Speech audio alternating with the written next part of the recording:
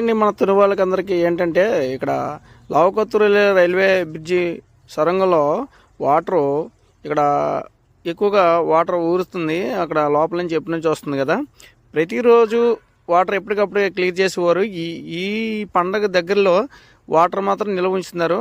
కానీ ఎంతోమంది ఆ గోతుల్లో పడిపోవడం, ఇలా ఇబ్బందులు పడడం, వాటర్ అంతా చక్రం అంట మునిగిపోయి బైకులు అంటని చాలా నడిచెళ్ళే వాళ్ళు కూడా చాలా ఇబ్బందికరంగా ఉంది.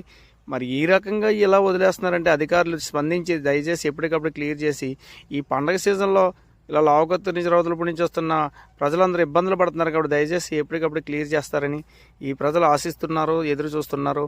ప్లీజ్ మరి ఓకే అండి. మరి ఇది అందరూ కామెంట్ సెక్షన్లో కామెంట్ చేసి వాళ్ళందరికీ స్పందించేలాగా ఇదంతా ఎప్పటికప్పుడు క్లియర్ చేసేలాగా ప్రభుత్వాధికారులు కానీ, రైల్వే వాళ్ళు కానీ, మున్సిపాలిటీ వాళ్ళు కానీ ఎవరు చేస్తే వాళ్ళకి అధికారం ఉంటే వాళ్ళు శుభ్రం చేయాలని కోరుతున్నామండి. Okay, Nani village college YouTube channel నుంచి